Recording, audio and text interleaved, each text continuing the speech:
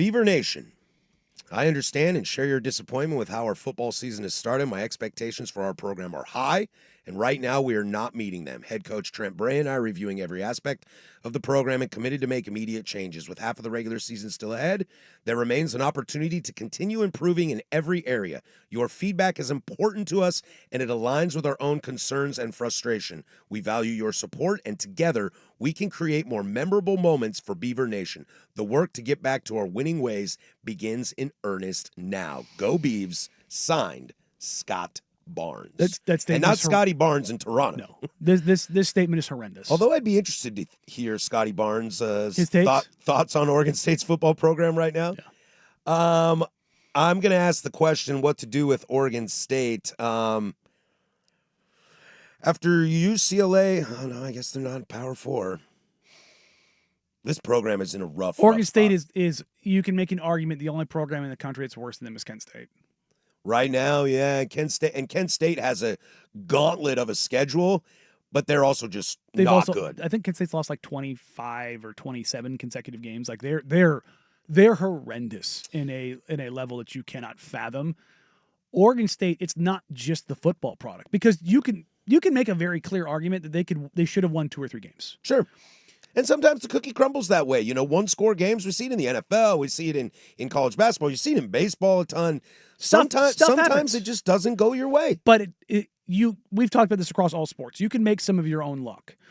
Just running through the all of the things, whether it's the NIL and how in shambles that is, and that ties in the blueprint. The blueprint scandal and the damnation stuff. What's his name? Just walked out. Yeah, their GM of NIL, allegedly GM. whatever his position is. He's like, I'm gone. Yeah, and they keep talking about this war chest, and again, this is not reporting. This is just me. I'm wondering how much money they actually have because of how they're operating. I don't understand what the hell they're doing.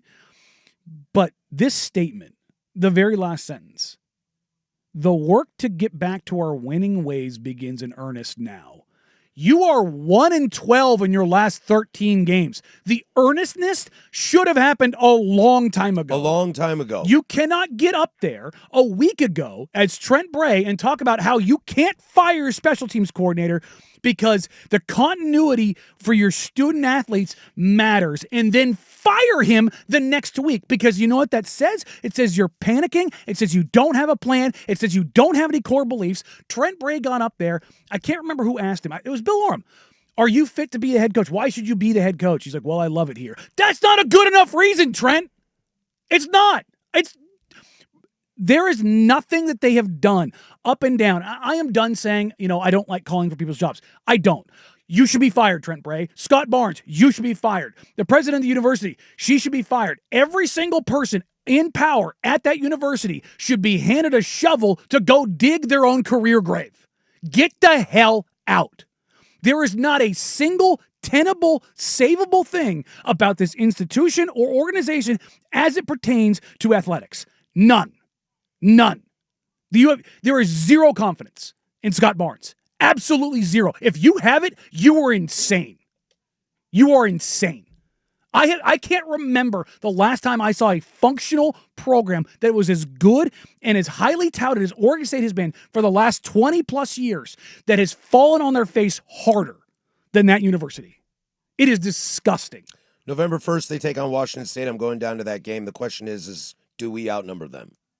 Probably. Honestly, a couple weeks ago, I said go down there and protest.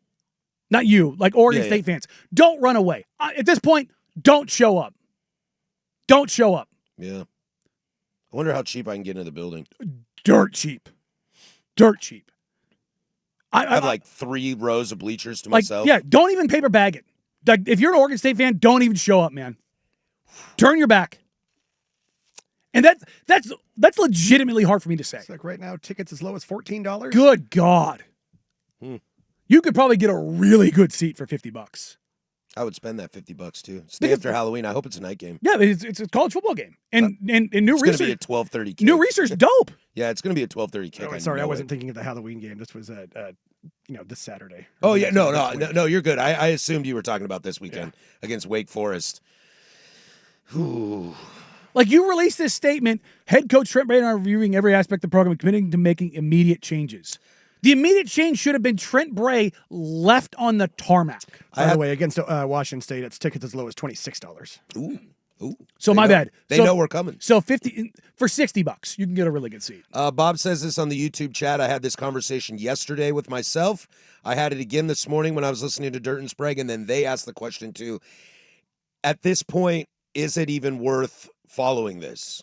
Yes, because it's such a tremendous disaster. I'm pretty exhausted by it, if I'm being honest. I am too, but this isn't just crappy football. It's just the pure fumes from this tire fire. Yes, and I don't know if I can huff those fumes anymore. You know, but that's like having the real honest question. But the thing is that that's what the story is that they are so garbage. But a tire fire will continue to burn and continue to burn, and it doesn't go away until it's done. Do I really need to report that the tire fire is still burning? I'm just asking the question. No, I get it. But the thing is, but at some point, and I think we're already there, that is the story, is that the tire fire is still burning and they're not really doing much to quell that. Let's put a pin in this. We'll throw this down to closing arguments. We'll have the discussion then. Is it worth discussing? Is it worth watching? Is it worth paying attention to the Oregon State football program? Your thoughts are welcome. 503-864-6326 or the YouTube chat. We'll save that for 1245 when we get into closing arguments. That's it. Like, that's where we are now. We can no longer argue what's going on the field. We can no longer discuss what's going on in the front office. It is now, are you worth my attention? And that is the scariest question you can ask about anybody, because it's not about relevancy. It's, are you worth the air that comes out of my lungs? And I know I'm a nobody. I'm just a stupid dude with a microphone in But you Portland, consider that Oregon State alumni, Oregon State fans, like, you know what, they're thinking the same thing. You know what I don't talk about? I don't talk about Minnesota football because it's not worth my time. If we're in Big Ten country, it's worth my time. We're in Oregon State country, and I'm asking that question.